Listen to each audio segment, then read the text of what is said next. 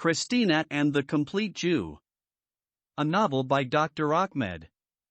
This book continues the story of the Arab sugar daddy and the beautiful Indian girl, and the story of the Indian child bride and the old Arab husband, and also the story of the Indian Miss World, and the rage of Muslims of the world. They have been written in English and translated into Arabic by the author Dr. Ahmed. This story resonates with genuine love, strong resilience, and steadfast courage. I invite you to accompany me as I continue narrating the story of the rare, fabulous beauty of the Indian girl, Ifad Khan, and her extremely beautiful mother, Rehana Khan. Before we dive in the tapestry of the story, I would like to remind the reader this novel is narrated in 6 books. Book 1, The Arab Sugar Daddy and the Beautiful Indian Girl. Book 2, The Indian Child Bride and the Old Arab Husband. Book 3, The Indian Miss World and the Rage of Muslims of the World. Book 4, Christina and the Complete Jew. Book 5, The Tears of God, Jews, Blacks, and Muslim Women. And Book 6, The Hidden Life of the Prophet Muhammad. This is an intriguing epic story which exhibits resilience, love, and sacrifice. Book 4. In Search of a Companion in Her Lonely Journey in Life. Copyrights. All rights are reserved.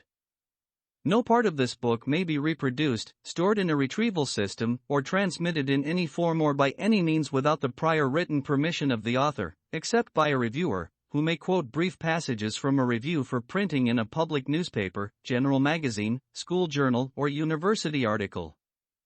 All characters in this novel are fictional and any resemblance to actual persons, living or dead, is merely coincidental. Chapter 23. The Mission of 3 Female Inquisitors. Bruno Fernandez hid the separation letter that his American wife Christina left for him and claimed that she has mysteriously disappeared and suspected that some Muslim terrorists from Mumbai town have kidnapped her. To give credence to his story, he lodged a complaint at the Bandra police headquarters. It is the same police headquarters his American wife had lodged a complaint against her stepfather, the virtuous Imam Sheikh Uldin Khan. The serious problems that his wife faced at Mumbai town when she went to meet her Muslim mother led the police to believe his story of a terrorist kidnap. Consequently, the police of Bandra issued a citywide search warrant for the allegedly kidnapped Christian wife of Mr. Bruno Fernandez. In less than a week, the Bandra police were able to locate the hiding place of Mrs. Christina Fernandez. When the police questioned Christina, she denied being kidnapped by anyone. She told the police that she moved out of her husband's place on her own accord, and she notified him through a personal handwritten letter she left on the table in his living room on the same day she left his apartment. In fact, the cunning husband used the Bandra police to find where his American wife is hiding from him.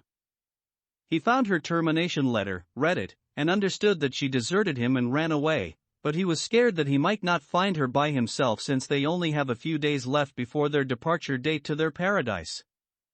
Therefore, as soon as he got her new apartment address, he ran to his church leaders and requested them to go to his runaway American wife and convince her to return to his apartment as soon as possible. The church leadership knew that time is of the essence for the Fernandez family, who is scheduled to fly to the promised land soon. The family members have no time for spiritual counseling, marriage adjustment, and the like.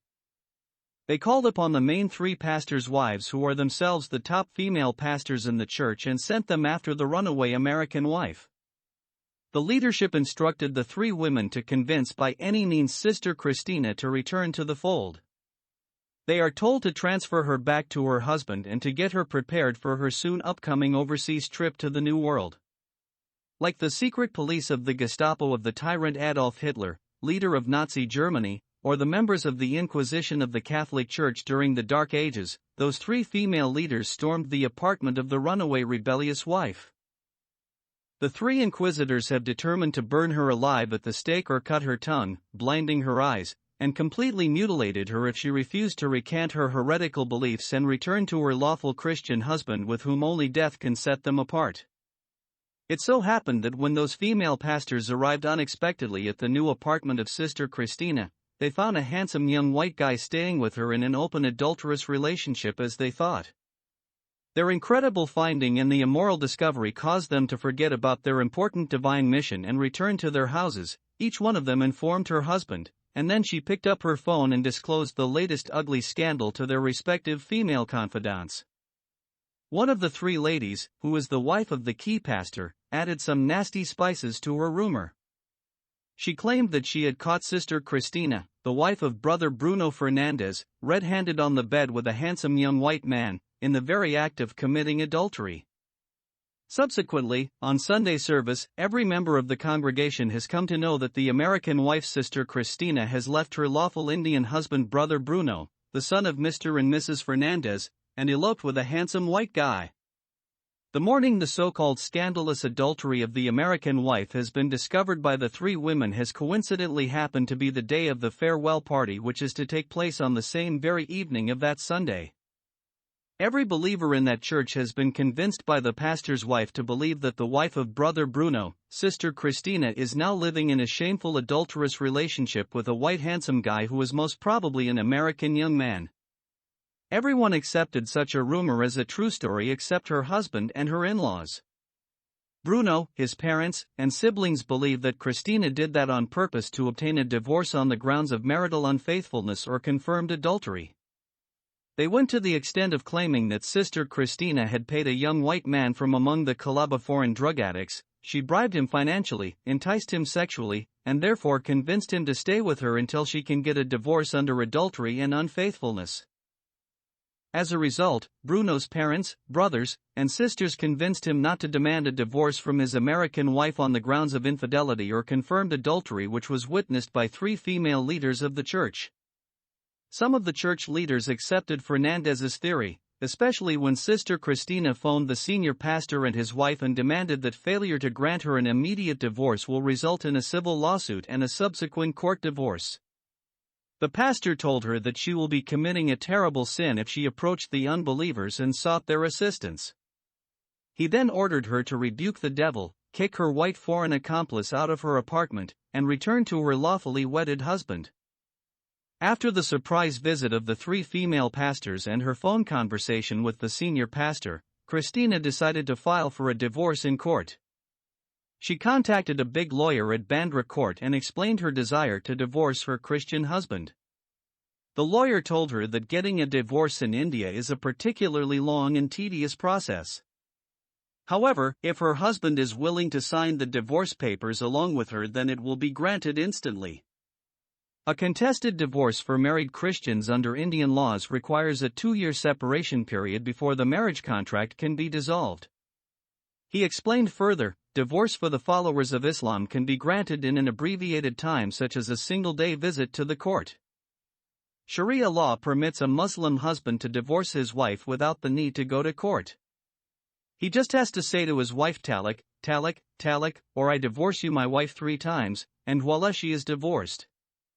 He does not require to give any reason for divorcing her. However, a Muslim wife cannot divorce her husband unless there is a strong reason such as desertion for an extended period, and that too after long religious and legal procedures. Hindus almost have no way of divorcing their life partners. Likewise, Indian Christians have overly complicated and difficult laws for marriage and divorce. India is the only country in the world that grants Muslims the right to practice partially some of their Mohammedan laws, which are universally known as the Sharia law.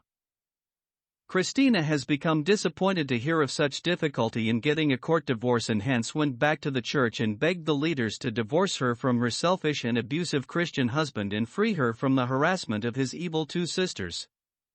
The 8 pastors collectively decided never to grant her a divorce. They told her that she can never ever get a divorce even if she is separated from her husband for 100 years. Only death can separate her from him. The male leaders refused to believe the story of the so-called confirmed adultery. They said none of the 3 female leaders could supply a single photo or a video taken through their cell phones when they caught Sister Christina and the handsome white guy on the bed in the very act of adultery. Without supplying substantial evidence, their story of adultery is rejected. Moreover, the American wife has not admitted her adultery, and upon questioning her, she vehemently denied it. Finally, Christina discussed her insoluble problem with her lover and spiritual boyfriend, the complete Jew Michael Lewinsky, but she found him unable to do anything to help her to release herself from her holy Christian marriage vow. Accordingly, Christina found herself being locked up forever in a marital prison that no one can set her free from it except death or confirmed adultery. Chapter 24. At last, the daughter and her mother meet after many years of separation. While Christina is struggling with her indisputable and insoluble divorce issue, she received a letter from the Mumbai Small Cases Court informing her about the scheduled date of her hearing concerning her dispute with her stepfather. The letter stated that the court proceedings are to take place after 7 days from the time she learned from the lawyer that her divorce process may take 2 years in court, and the senior pastor informed her the divorce will never happen through the church. She has almost lost hope of getting her Christian marriage annulled and marrying her American lover. Michael, who is true in his love for his girlfriend, kept on encouraging her through prayers and counseling.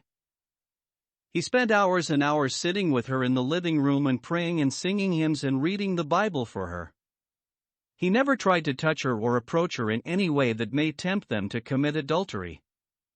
Meanwhile, her Christian husband kept sending his friends and some women from the church to convince her to leave the handsome white man and return to him. He promised to accept her and forgive her no matter what she has done with that white guy. His American wife stood firm on her decision and frustrated all his efforts to get her back. Amid that marital turmoil, Christina Fernandez attended the hearing of her dispute with her stepfather. She has not seen her Muslim mother for many years, but that day she managed at last to see her. Her mother is dressed up in a black burqa and covered her entire body except for her face. In fact, when her mother walked inside the courtroom, her face was fully covered, but the judge ordered her to unveil her face before she can take the oath. Christina's tears began to fall down her cheeks when she saw her biological Muslim mother after so long. She can see dark clouds of sadness filling her mother's face. She is not anymore the young woman she saw many years ago in Saudi Arabia when she was a child of 7. Behind her gloomy face and black clothes, one can read millions of sad stories. Despite the age, she still retained her beauty and graceful look. She looks like a woman who was forced by a selfish and wicked husband to bend to his whims against her wish. Meanwhile, her mother avoided looking at her. Her daughter has become astonished and disappointed when her mother avoided eye contact with her. Christina also saw the devil incarnate, her evil stepfather, is sitting beside her mother. His face is somber and extremely angry. He looks like a ferocious beast sitting near his killed prey after he devoured half of her flesh.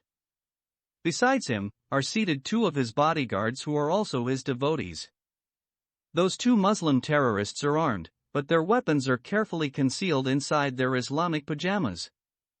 Through bribery and intimidation, they managed to smuggle their guns inside the small courtroom. Shortly after, the third wife of the Mullah Sheikh Uldin Khan placed her right hand on the Quran and took an oath in Urdu. She promised the court that she will speak the truth, the whole truth, and nothing but the truth. Today, Christina is having a great hope of being reunited with her biological mother after destiny had separated them for so long. She can still remember how much she cried when her mother was taken away by the Jeddah police officers from the house of her Saudi sponsor and what had happened to her after that. She was ill-treated by the Cobra woman, the third wife of the old Arab man who brought her with her mother from India to his country. She was by then just a female child of 7-year-old. She has never seen her mother again except today. Many sad things happened to the daughter after she lost the protection of her mother. She got kidnapped, raped, and imprisoned for 10 years by the evil old Saudi man, Sheikh Faiz Satan Ahmed. She also got abducted, abused, and tortured for over a year by the despicable sadist man, the late film director, the devil incarnate Mahmood Khan. She got jailed in the Mumbai and Pune women's prisons and raped by many evil top police officers and government senior officials. She was converted against her will to Hinduism by her dominating Hindu mother Rani Krishna and forcefully got married to the selfish Hindu boy Rahul Patel. While she was in America, some Somali Muslim terrorists had brutally blown in smithereens her loving husband Uncle Jimmy and in bits and pieces her beloved daughter Rayhana. Recently, she got brainwashed through false prophecies and deceived into marrying her current selfish Christian husband Bruno Fernandez, who and his parents and his two bad sisters turned her life into a living hell. The only few good things that happened in her miserable life: she got adopted by a Hindu mother, inherited millions of dollars from her late Saudi husband, played a role as a heroine in a film in Bollywood, was crowned Miss India and Miss World, met her Uncle Jimmy, and spent a brief happy time with him and her beloved daughter, and finally went to the Jewish house and fell in love with her American lover, the complete Jew, Michael Lewinsky, who is presently sitting by her side in the courtroom. Despite her dark and sad past life, the American wife has tried hard to block those numerous and uncountable number of the ugly and a few good memories from erupting inside her troubled mind. She does not want to remember anything at that moment except the love of her Muslim mother. She just wants her mother to recognize her, embrace her, and give her a kiss. At that moment, she is longing for the love and hug of her mother and nothing else. For that, she came all the way from America to India. For over a year she searched in every nook and corner of the hundreds of slums and thousands of huts in Mumbai for her biological mother until finally, she found her in a remote Muslim town. She has understood the time of reaping the fruits of her efforts has come at last. Therefore, she is waiting eagerly, with a heart full of lofty expectations. After taking the oath, her mother stood in the witnessing box. She has her eyes facing the floor. It seemed like her mother does not want to look at anyone. Once again, the judge asked her to lift her gaze and look at the girl who was claimed to be her biological daughter and answer the questions of the court. Begum Rayhana Sheikh Uldeen Khan forced her eyes and looked at her daughter. She looks incredibly sad and frightened. The judge asked her in a loud voice whether she recognizes the girl who was sitting in front of her as her daughter. She answered in a soft voice, "No."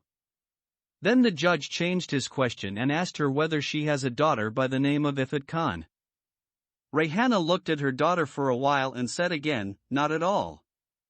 If someone has taken a sharp dagger and stabbed her with it in her heart, Christina might not have felt so much pain than when she heard her own mother has openly denied that she has a daughter by the name of Ifat Khan. When she heard the second answer of her mother, the daughter felt as if someone has suddenly switched off all the lights in the courtroom and closed all its windows and doors. She can see nothing in front of her, as if she is struck with blindness and paralysis. Her mind has become blank, and her lifeless body has suddenly fallen flat on the floor like a girl who got shot by a gun in her head from a point-blank range. When Christina opened her eyes again, at first, she failed to know where she has been cast. She can see the people around her through a blurred vision. They have appeared to her as if they are scary ghosts. She thought that she died and descended into hell, where infidel human beings have been turned into demons and monsters due to their evil deeds. She began to panic and sweat terribly. When she tried to cry for help, her voice failed her. She has become afraid and thought those scary black creatures may attack and turn her into a ghost just like them. She closed her eyes and opened them many times, and every time she saw those scary creatures surrounding her. When they began to speak to her, she heard them speaking in a gibberish just like zombies. She cannot understand a word from what they are saying to her. After much struggling, she managed to open her mouth and shout. She started to shout and call for help. She tried to get up and run for her life. But she cannot be able to move a hand or a leg. She felt those scary creatures are restraining her. She strove to free her legs, jump off the bed, and run away from them. She discovered that those scary creatures have fastened her hands and legs with strong and long chains. As a matter of fact, the slum girl Ifat Khan, who is now known as Christina Fernandez, does not know that she has lost her mind and gone temporarily insane. After she got vehemently denied, rejected, and betrayed by her own Muslim mother, she could not stand the shock, lost her consciousness, and fell inside the courtroom. Her American boyfriend Michael and a couple of police constables had carried her lifeless body out of the courtroom and rushed her in an ambulance to the nearest hospital. Although she had been revived in the hospital, still the doctor and nurses discovered she lost her mind and became a mad woman. She has been transferred to a mental asylum. She is now restrained in her bed at the mental hospital because she has become extremely violent and a danger to herself and others. Chapter 25. The Third Married Life of Mrs. Begum Rehanaji. To know why the biological mother Rehana Khan had denied in court and under oath that she ever had a daughter by the name of Ifat Khan and totally disowned and betrayed her only female child, we need to state briefly what had happened to her after she returned from America and then she settled with her 3 sons into India.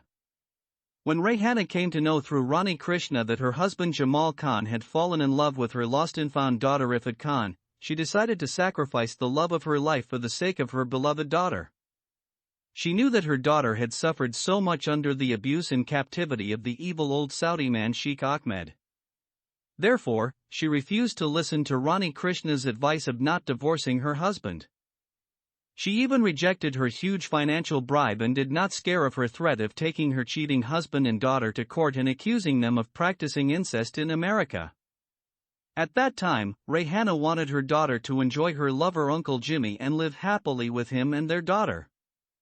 Accordingly, she divorced her husband Jamal, sold her house in America, and decided to go back to her motherland.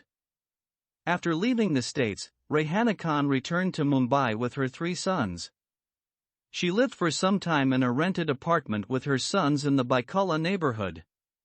She had a fair amount of savings plus the money she received after selling her house in America. She decided to settle down permanently in her homeland and bring up her 3 sons.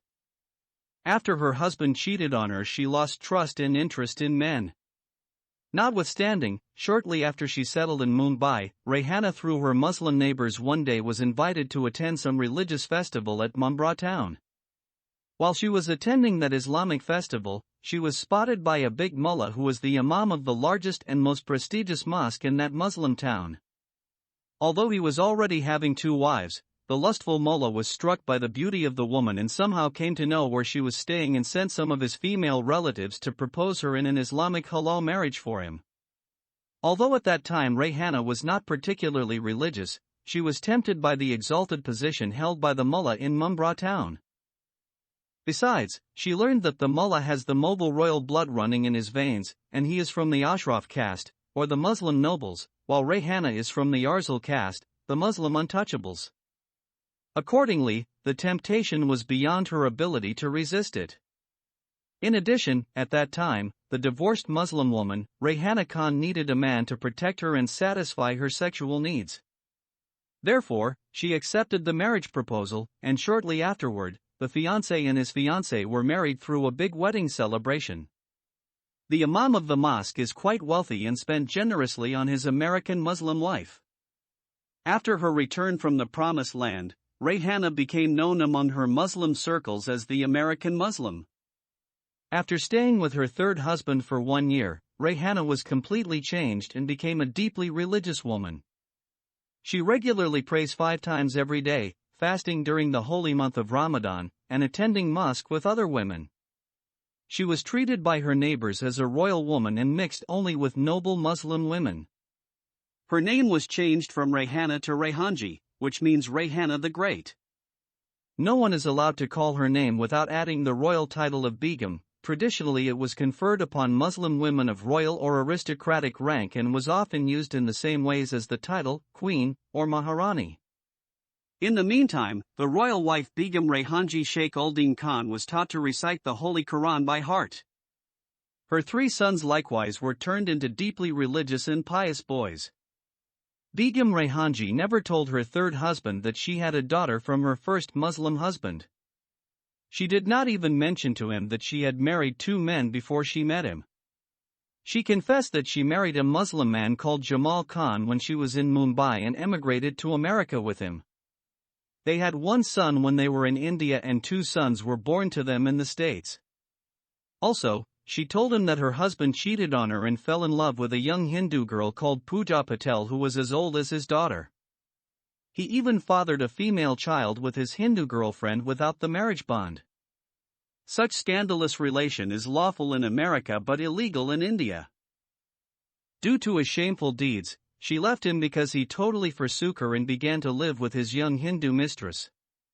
Because of his scandalous relationship, she divorced him, took his 3 sons, and brought them with her to her motherland. That day, when her third husband, the dangerous Mullah Sheikh Uddin Khan, came and told her about the shamefully dressed-up girl who claimed to be her daughter, Begum Raihanji found herself being confronted with a fundamental problem. Her husband told her also the girl said her name is Christina Fernandez and she was born as a Muslim but converted to Christianity. Begum Raihanji became extremely mad when she learned that her Muslim daughter Ifat Khan had left Islam and discarded her Muslim name and took the name of an infidel girl. When she heard in the States from Rani Krishna and Rahul Patel that her Muslim daughter became a Hindu girl, she did not believe it. But when her husband informed her about her apostasy from Islam and conversion to Christianity, she could not deny it. She knows that her religious commitment and sentiments could tolerate anything her daughter might have done except forsaking Islam and converting to Christianity. She also expected that she might be divorced by her husband and her Muslim children might be taken from her and she then gets kicked out of the Muslim community in town empty-handed. Moreover, she understood that she would seriously damage the reputation of her third husband, the imam of the biggest mosque among his Muslim adherents, if she openly admitted to having an apostate girl as a daughter.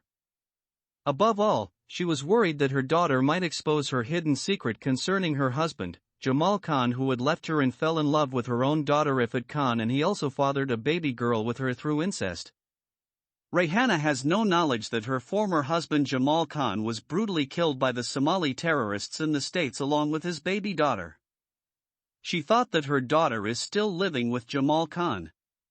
After weighing all the pros and cons, Begum Raihanji decided to cut all ties with her apostate daughter. She considered her to be dead in her eyes and gone out of her life forever. She believes that by forsaking Islam and embracing the false religion of the infidels, Ifat lost her legitimate and moral right to be called her daughter. After the Mullah Sheikh Uddin Khan later informed his wife that he received a letter from the Mumbai court and that the law required her to stand in court in front of a judge and testify under oath that she has a daughter by the name of Ifat Khan or not, Rayhana's motherly bowels have been revived. She thought she could cut ties with her daughter without meeting her face to face. However, as a mother she understood that she cannot deny and reject her daughter in front of her, and before everybody. Furthermore, as a Muslim woman, how can she place her right hand on her holy Quran and tell such an unpardonable lie? Begum Raihanji decided to face the wrath of her third husband and Muslim community and bear all the shames and confess in court her relationship with her only daughter, Ifat Khan, with the hope to get reconciled and reunited with her missing firstborn daughter. Before we mention what happened next, we must explain some important social phenomena in India. Every religious leader in India is also a politician as well as a ganda, or gangster. Those 3 social positions come as one package in Indian society.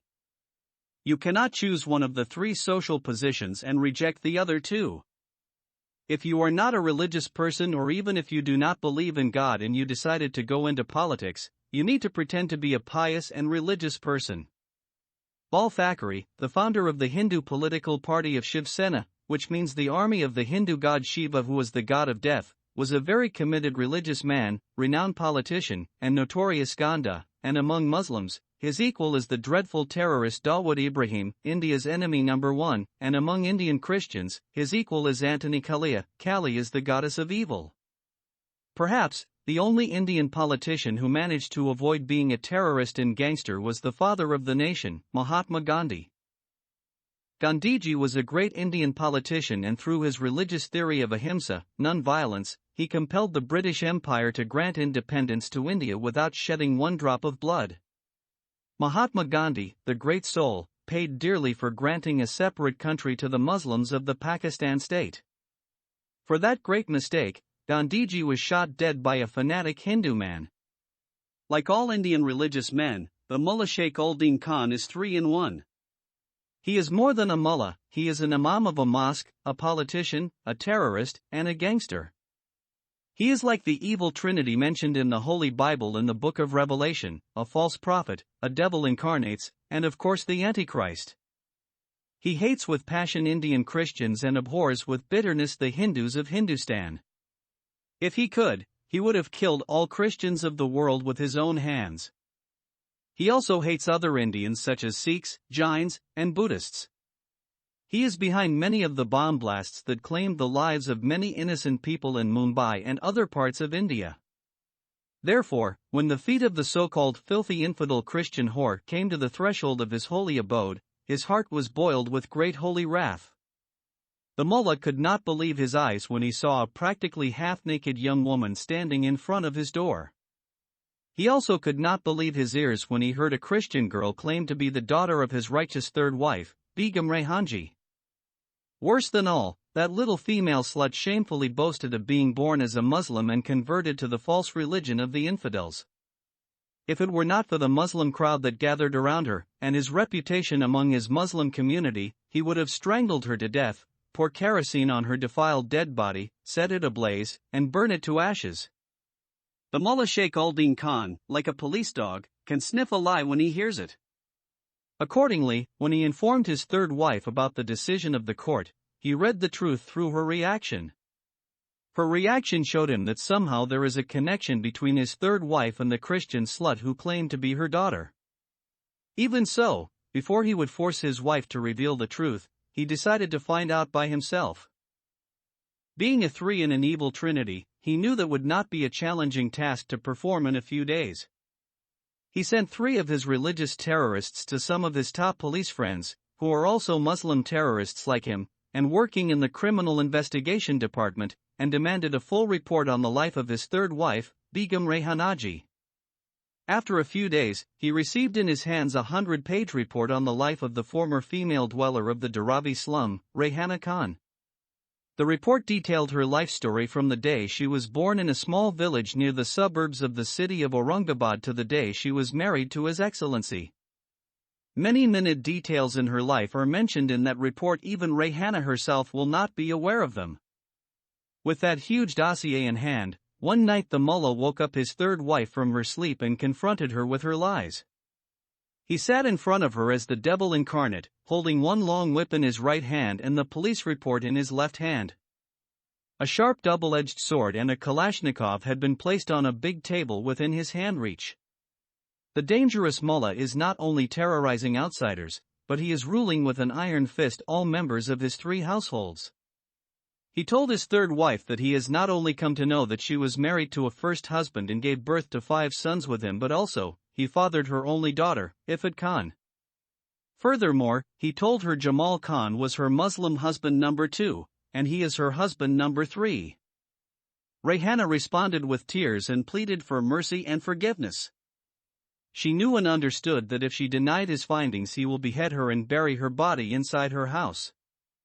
Then he can fake her funeral, and instead of her beheaded body, he will bury a few pillows in the Mumbra Kabristan, or the Islamic graveyards. He can tell his other 2 wives and children that he has slain his third wife on an honor killing, or simply she committed suicide because he caught her in bed with another Muslim man. Accordingly, to avoid such a painful death, Rehana Khan began to cry and went on her knees and kissed the feet of her terrifying husband and begged him to grant her his grace and clemency. The vengeful Imam agreed to compromise in his decision if his third wife agrees to follow his dictation at the Mumbai courtroom. If she refuses to carry out his orders, she is not only going to endanger her life but the life of her daughter Ifat Khan as well. Moreover, she will lose her 3 sons too.